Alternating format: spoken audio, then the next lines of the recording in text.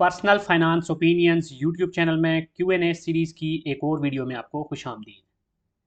Question answer video series के अंदर मुख्तलिफ जो सवालात होते हैं हमारे सब्सक्राइबर्स की तरफ से, व्यूअर्स की तरफ से, जो कि कमेंट सेक्शन में या फिर व्हाट्सएप के ज़रिए या ईमेल के ज़रिए हम तक पहुंचते हैं,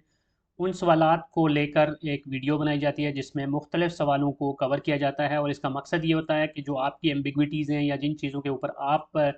क्लैरिटी चाहते हैं, उनको वीडियो की शक्ल में इसलिए सामने लाया जाए कि बाकी अगर किसी और के जहन में भी वो सवाल है तो उसको भी वो क्लैरिटी मिल सके। इस वीडियो सीरीज़ के अंदर अगर आप चाहते हैं कि आपके किसी क्वेश्चन को भी आंसर किया जाए, तो ज़रूरी है कि वो जो क्वेश्चन है आपका वो स्टॉक मार्केट से या स्टॉक मार्केट इन्वेस्टिंग या इन जनरल जो इन्वेस्टिंग होती है उससे रिलेटेड हो, पोर्टफोलियो मैनेजमेंट से रिलेटेड हो, या फिर पर्सनल फाइनेंस से रिलेटेड हो। तो यही जो कि थीम भी है इस चैनल का, तो इससे रिलेटेड जो क्वेश्चंस होते हैं, जो इम्पोर्टेंट होते हैं, वो इस वीडियो सीरीज़ में डिस्कस किए जाते हैं। आज की वीडियो में जो पहला क्वेश्चन है वो हमारे एक सब्सक्राइबर की तरफ से पूछा गया है कि किसी भी कंपनी के शेयर की जो प्राइस होती है वो 52 वीक्स का हाई होता है या 52 वीक्स का लो होता है। ये बड़ा एक इम्पॉर्टेंट नंबर हो, दो इम्पॉर्टेंट नंबर्स होते हैं। तो अब एज एन इन्वेस्टर उनका सवाल ये है कि अगर किसी शेयर की प्राइस 52 वीक्स के हाई पे है तो उस वक्त बहुत सारे लोग डर रहे होते हैं कि अब यहाँ पर इसको नहीं खरीदना चाहिए क्योंकि ये बहुत ऊपर जा चुका है। इसी तरह अगर कोई शेयर की प्राइस 52 वीक्स की लो पे है तो जो एक नोविस किस्म का इन्वेस्टर है, एक बेसिक किस्म का इन्वेस्टर है, वो ये समझता है कि चूंकि अभी बहुत नीचे गिर चुका है तो अब इसके अंदर अपॉर्चुनिटी है, इसको खरीद लिया जाए। तो स्ट्रेटेजी क्या होनी चाहिए? तो इसमें पहली बात तो ये है कि जो मेरा आंसर है वो एज इन्वेस्टर के पॉइंट ऑफ व्यू से है, ट्रेडर के पॉइंट ऑफ व्यू से नहीं है। तो एज एन इन्वेस्टर आपके लिए जो सबसे इंपॉर्टेंट चीज़ होती है वो शेयर की करंट प्राइस से ज़्यादा शेयर की जो प्राइस टू अर्निंग या प्राइस टू बुक रेशो होती है वो होती है। और फिर इंट्रिंसिक वैल्यू जो शेयर की होती है वो क्या है। और इम्पॉर्टेंट बात यह है कि अगर किसी शेयर की प्राइस बुलंद तरीन मकाम पे पहुंच चुकी है, 52 वीक्स के हाई पे पहुंची है, तो आपको ये इम्पॉर्टेंट है कि आप जानें कि 52 वीक्स के हाई पे उसके पहुंचने की वजह क्या है। आया उस कंपनी के फंडामेंटल्स में कोई पॉजिटिव चेंज आई है, या फिर जो ओवरऑल स्टॉक मार्केट का एक बुलिश ट्रेंड है उसकी वजह से वो ऊपर गई है, या कोई और सिग्निफिकेंट रीज़न है, पॉजिटिव रीज़न है जिसकी वजह से शेयर की प्राइस ऊपर गई है। अगर तो आपको इस बैकग्राउंड का पता चल जाएगा तो फिर आप बेहतर पोजीशन में होंगे ये आइडिया लगाने में कि अगर ये 52 वीक्स के हाई पे गई है तो मजीद ऊपर भी जा सकती है, या फिर क्या वो नीचे आएगी। इसी तरह अगर किसी शेयर की प्राइस 52 वीक्स के लोवेस्ट पे आपको नज़र आ रही है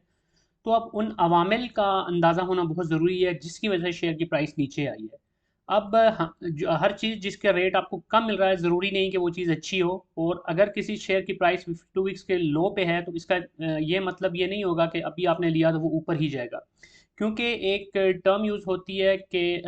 फॉलिंग नाइफ। तो फॉलिंग नाइफ को अगर आप पकड़ने की कोशिश करते हैं तो आपके हाथ मज़ीद कट सकते हैं।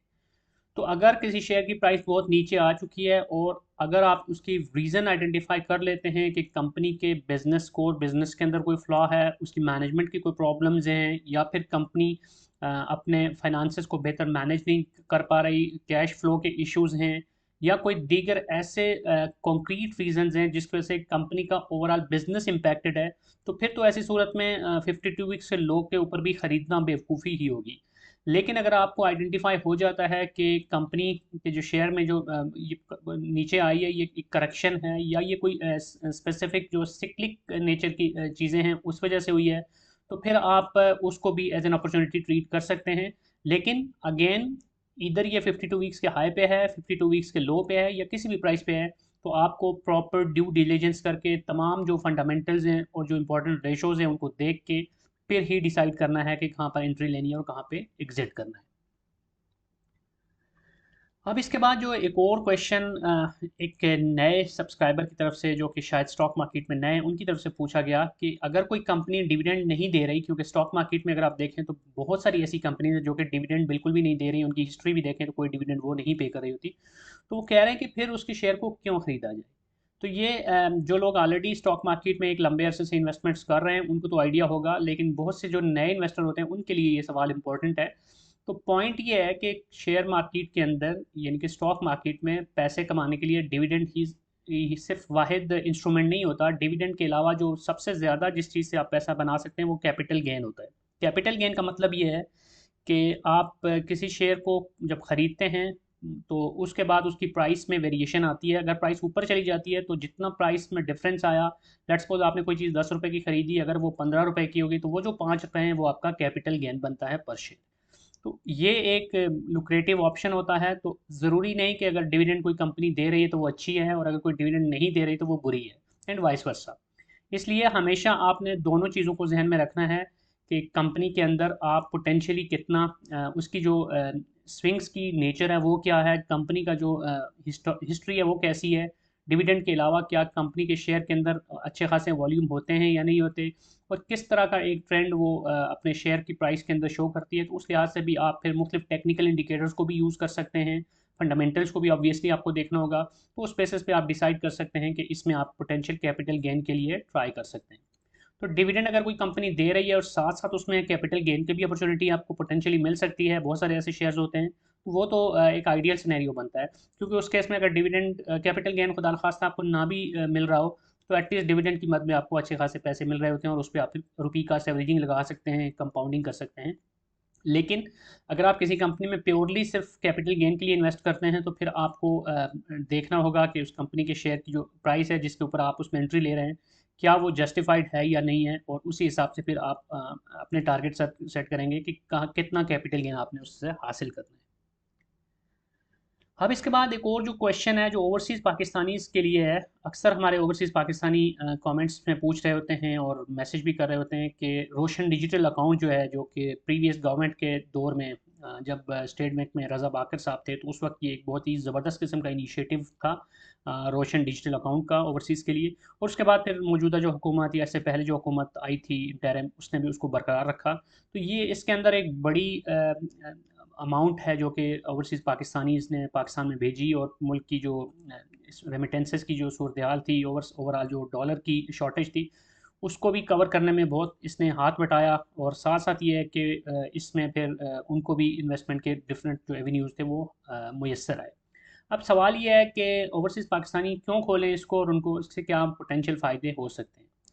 तो पहली बात तो ये है कि जब भी आप ओवरसीज़ पाकिस्तानी हैं तो आपके पास जो इन्वेस्टमेंट के ऑप्शंस होते हैं, एक तो ये है कि आप जिस कंट्री में हैं या फिर दीगर जो ग्लोबल मार्केट्स हैं उसमें आप इन्वेस्टमेंट कर सकते हैं। फॉर एग्जांपल अगर आप मिडल ईस्ट में हैं तो आप सऊदी की एग्जांपल लें तो सऊदी स्टॉक मार्केट में यानी कि तदावुल में इन्वेस्ट कर सकते हैं। अब यूएई में तो आप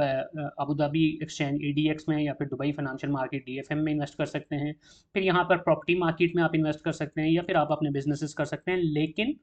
अहम चीज़ ये है कि इन एनी केस जो मिडल ईस्ट में लोग होते हैं या बेशतर ममालिक में, तो उन्होंने वापस ये जहन में उनके होता है कि कभी ना कभी वापस अपने मुल्क में जाना है। तो इसलिए उनकी कोशिश होती है कि पाकिस्तान के अंदर भी वो अपना पोर्टफोलियो बिल्ड करें, वहाँ पर भी अपने एसेट्स बढ़ाएं। तो उस सिलसिले में रोशन डिजिटल अकाउंट अगर आप खोलते हैं तो उसमें सबसे बड़ा फ़ायदा तो ये होगा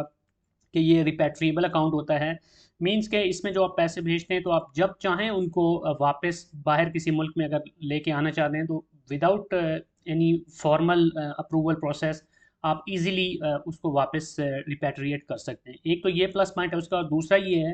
कि इस रोशन डिजिटल अकाउंट के ज़रिए जो ओवरसीज़ पाकिस्तानीज़ हैं उनको बहुत सारे इन्वेस्टमेंट के ऑप्शंस भी दिए गए हैं। फॉर एग्ज़ाम्पल नया पाकिस्तान सर्टिफिकेट या इस्लामिक नया पाकिस्तान सर्टिफिकेट्स, तो ये वो ऑप्शंस हैं जिसके अंदर डॉलर टर्म्स के अंदर भी, यूरो में भी, और दीगर जो करेंसीज़ हैं उसमें भी इंक्लूडिंग पीकेआर, आपको बड़े लुक्रेटिव किस्म के उसमें प्रॉफिट्स मिल रहे होते हैं। तो वो भी एक ऑप्शन है जिसको आप एक्सप्लोर कर सकते हैं। फिर रोशन इक्विटी इन्वेस्टमेंट है कि रोशन डिजिटल अकाउंट के ज़रिए आप डायरेक्टली आपका जो प्रोसेस होता है वो आप सिर्फ बैंक की एप्लीकेशन पे जाके आप अपना अकाउंट खुलवाते हैं कि मैं स्टॉक मार्केट में इन्वेस्ट करना चाहता हूँ। तो वहीं से फिर आपके जो डॉक्यूमेंट्स होते हैं वो बैंक जो होता है आपका वो खुद ही कोऑर्डिनेट करता है विद सीडीसी, और आपका फिर इन्वेस्टमेंट अकाउंट खुल जाता है वहाँ पे। और फिर आप अपने रोशन डिजिटल अकाउंट के ज़रिए स्टॉक मार्केट में भी इन्वेस्टमेंट्स कर सकते हैं। इसके अलावा फिर आप और भी बहुत सारे ऑप्शंस हैं जिनको यूटिलाइज़ कर सकते हैं, और रोशन डिजिटल अकाउंट सिग्निफिकेंटली आपको हेल्प कर सकता है for your investment journey in Pakistan. तो अगर आप ओवरसीज़ पाकिस्तानी हैं तो ज़रूर आपको ये खोलना चाहिए। और इसमें एक और प्लस पॉइंट ये भी है कि गवर्नमेंट ने, जो प्रीवियस गवर्नमेंट है उसने ही शुरू किया था और अभी भी दोबारा से उसको बहाल किया गया है, सोनी धरती रेमिटेंस प्रोग्राम, जो कि लॉयल्टी पॉइंट्स बेस्ड प्रोग्राम है कि आप जितने पैसे भेजते हैं उसकी बेसिस पे फिर आपको पॉइंट्स मिलते हैं, और उन पॉइंट्स को फिर आप पीआईए का जो टिकट होता है उसको ख़रीदने के लिए यूज़ कर सकते हैं। इसी तरह यूटिलिटी स्टोर्स पे आप अपनी जो शॉपिंग है वो कर सकते हैं, या आपकी फैमिली बैक होम जो है वो उसको यूज़ कर सकती है वहाँ पे। इसके अलावा और भी बहुत सारे ओवरसीज़ ओपीएफ के जो स्कूल्स हैं उसमें, और प्लस दीगर कुछ ऑप्शंस हैं जिसमें उन पॉइंट्स को यूटिलाइज़ किया जा सकता है। तो ओवरऑल देखा जाए तो अगर आप ओवरसीज़ पाकिस्तानी हैं तो रोशन डिजिटल अकाउंट का ऑप्शन आपको ज़रूर यूटिलाइज़ करना चाहिए। इसके बाद जो अगला क्वेश्चन है वो एक सब्सक्राइबर ने पूछा है कि इंटरेस्ट रेट में 150 बेसिस पॉइंट की भी रिसेंटली कमी आई है, और 22 से ये कम होकर 20.5 पे आ गया है, और अब ग्रेजुअली जैसे हमारे फाइनेंस मिनिस्टर हैं उन्होंने भी इंदिया दिया है कि आने वाले वक्त में मज़ीद इसमें कमी आएगी ग्रेजुअल बेसिस पे। तो वो ये पूछ रहे हैं कि ऐसी सूरत हाल में वो कौन से सेक्टर्स हैं या कौन सी कंपनीज़ हैं स्टॉक मार्केट में जो सबसे ज़्यादा फ़ायदा उठा सकती हैं, जो पोटेंशियल बेनिफिशरीज बनती हैं इंटरेस्ट रेट में कमी आने की वजह से। पहली चीज़ तो ये है कि इंटरेस्ट रेट जब कम होता है तो आपको ये देखना चाहिए कि वो कंपनी, इन जनरल कंपनीज़ को होता ही है कि जितना ज़्यादा उन्होंने इंटरेस्ट बियरिंग लोन्स लिए होते हैं तो उतना ज़्यादा उनकी फाइनेंस कॉस्ट बढ़ती है। तो इंटरेस्ट रेट जितना कम होता है तो फिर उतना ही उनके जो ये बर्डन होता है फाइनेंस कॉस्ट का उसमें कमी आती है। दूसरी बात ये है कि आपने ये देखना है कि वो कौन से बिजनेसेस हैं जो कि इंटरेस्ट रेट जब कम होता है तो उनको ज़्यादा एक बेहतर ऑप्शन मिल जाता है कि वो मज़ीद लोन्स उठा के अपने बिज़नेस को एक्सपेंड करें या अपनी जो भी उनकी लिक्विडिटी की प्रॉब्लम्स है उसको एड्रेस करें। तो जनरली स्पीकिंग जो सीमेंट सेक्टर है, स्टील सेक्टर है, या इससे रिलेटेड जो दीगर सेक्टर्स हैं वो सारे के सारे इसके बेनिफिशरीज़ में आते हैं, क्योंकि वो सारे जो है वो उनको बहुत ज़्यादा पैसा चाहिए होता है अपने बिज़नेस को रन करने के लिए, ऑपरेशंस को रन करने के लिए। इंडस्ट्रियल जितने भी सेगमेंट्स होते हैं उनको बड़े कैश की उनको बहुत ज़्यादा ज़रूरत होती है। तो उनको अपने लिक्विडिटी की ज़रूरियात पूरा करने के लिए बैंक्स से लोन्स लेने पड़ते हैं, तो वो तो मेजर बेनिफिशरीज हो जाते हैं। ओवरऑल देखा जाए तो बैंकिंग सेक्टर के अलावा बाकी तकरीबन सारे ही सेक्टर्स ऐसे हैं जिनको फ़ायदा हो रहा होता है जब शरह सूद में कमी आती है। अब बैंकिंग सेक्टर का ये है कि बैंक्स जब शरह सूद ऑल टाइम हाई पे था तो ऑब्वियसली वो सबसे ज़्यादा पैसा कमा रहे थे। तो अब चूंकि वो ग्रेजुअली नीचे आना शुरू हुआ है तो कुछ ना कुछ ज़रूर उनकी प्रॉफिटेबिलिटी जो है उसके अंदर कमी आएगी, लेकिन ये भी उतना ज़्यादा फ़र्क नहीं पड़ेगा क्योंकि 22 से 20.5 पे आया, और अगर चांसेस भी हैं कि अगर नीचे आता भी है मज़ीद तो ये शायद 18-19 तक ही आए, उससे ज़्यादा नीचे गवर्नमेंट शायद ना ला सके। कोई बहुत बड़ा फ़र्क नहीं आ जाएगा कि हम कहें कि इसकी वजह से कोई ख़ास सेक्टर जो है वो आसमान पे पहुंच जाएगा या कोई ख़ास सेक्टर जो है वो ज़मीन बोस हो जाएगा। हल्का फुल्का स्विचिंग होगी और फ़ायदा होगा, लेकिन कोई बहुत बड़े पैमाने पर फ़र्क इससे नहीं आएगा अनलेस के दीगर जो फैक्टर्स हैं वो भी चेंज हो, क्योंकि मुल्क के अंदर इंडस्ट्री अगर चलेगी, कंस्ट्रक्शन होगी, प्रॉपर्टी मार्केट फले फूलेगी, और बाकी हसल बसल होगी, तब ही जाकर इस जो इंटरेस्ट रेट में कमी है उसका खातर खा फ़ायदा उठा सकती हैं कंपनीज़ भी और इन्वेस्टर्स भी। लेकिन अगर ये सारी चीज़ें नहीं होती तो जिस तरह की सूरत हाल अभी नज़र आ रही है टैक्सेस की भरमार, तो ऐसी सूरत हाल में तो बहुत मुश्किल है कि इंटरेस्ट रेट की जो कमी है इसका कोई मेजर डिफरेंस हमें फील भी हो। अब इसके बाद इस आज की वीडियो में जो आखिरी सवाल किया गया ये भी एक नए इन्वेस्टर की तरफ से है। वो ये कह रहे हैं कि वो एक न्यू एंट्रेंट हैं स्टॉक मार्केट में, लेकिन उनको ये डर होता है इधर उधर से उन्होंने जो सुना है उसमें कि कहीं उनका सारा जो सरमाया है जो वो लगा रहे हैं वो डूब ना जाए। अब वो ये कह रहे हैं कि एक टर्म यूज़ होती है कि आपकी जो इन्वेस्टमेंट है वो ज़ीरो हो जाना, तो कहते हैं कि आज स्टॉक मार्केट में वाकई उनका सरमाया ज़ीरो भी हो सकता है। अब ये बड़ी इंपॉर्टेंट चीज़ है कि आपको समझना चाहिए कि स्टॉक मार्केट हो या दुनिया का कोई भी बिजनेस हो उसमें रिस्क फैक्टर ऑब्वियसली होता है। स्टॉक मार्केट की अगर बात की जाए तो ये हाई रिस्क हाई प्रॉफिटेबिलिटी, यानी रिस्क और रिवार्ड दोनों इसमें काफ़ी ज़्यादा होते हैं। लेकिन किसके लिए कितना रिस्क है ये डिपेंड करता है आपकी जो इन्वेस्टमेंट स्ट्रेटेजी है, आपका जो नॉलेज है और जो आपकी अप्रोच है।